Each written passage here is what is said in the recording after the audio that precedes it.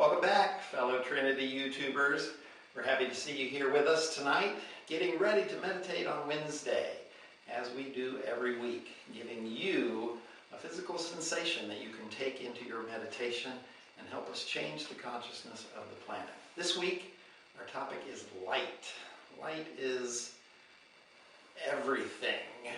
It's going to be a hard topic to talk about. It's very simple, but at the same time, it makes up everything.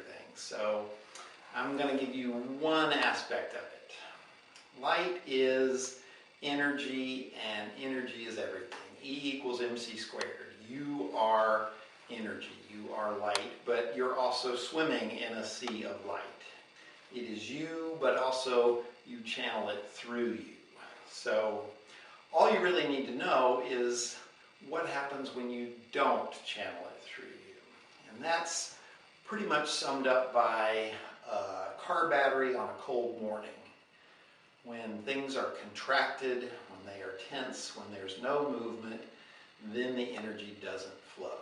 So every time you walk into a room and enter into an interaction with somebody or a situation, you have the potential to bring light because you are light and it flows through you. The thing that stops you from bringing light into that moment is when you meet that situation with resistance instead of embracing it and relaxing into it. And that's the secret that we're going to talk about today. The martial arts technique that I think is going to help you with this, it comes from judo. It is the classical judo hip throw. Didn't used to see it anywhere except in the movies, but now that MMA is a big thing, you'll see people using it. It might even come up in your life. I'm going to show you this technique not so much because I want you to be able to do a hip throw, but because the way you circumvent it perfectly explains how light works. I'm going to get my training partner out here. If Bob were to throw a punch at me, bam, there's a lot of things you can do, but the classic judo response, let's do it again slowly, is that you step in and you take this arm over your shoulder and you bend at the waist and you can just throw the person. It looks like you're bowing. Take this arm and you pull it over your shoulder as you bend at the waist. Now, the thing that makes this work, do it again, is that Bob's giving me resistance.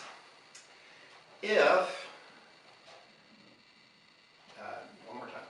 If at this point he were to just collapse like a 4-year-old saying, "Dad, carry me, I can't do it." Just kind of mold yourself to my back there, and I pull, suddenly it does not work. That's the secret. That's the secret.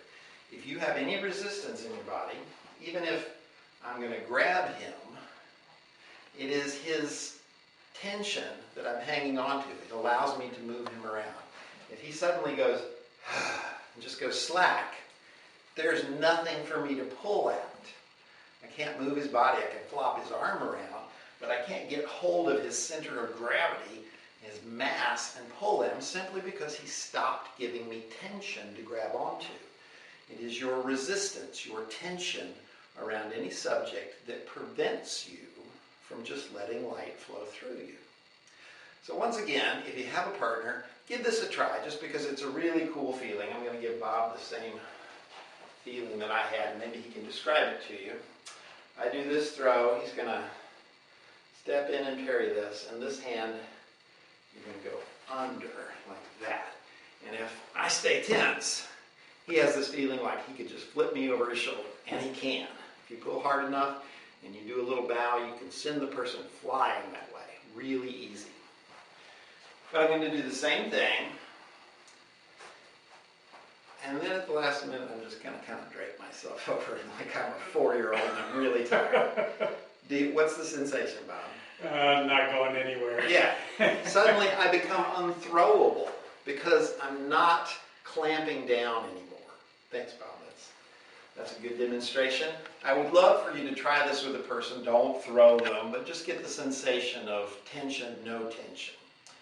Now, I don't think you'll ever have to use this technique. I'm not putting it out there so that you can. I just want you to have the feeling of, I can give up the tension in the moment, and suddenly The light does the work, not me.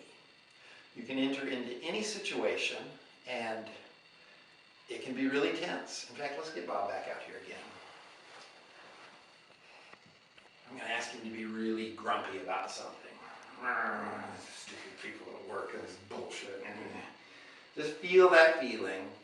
And if I approach him and say, "What's going on, Bob?" and I give him all this tension, it's like throwing gasoline on a fire. You can just feel it inside of you. You just want to bitch about the stuff now.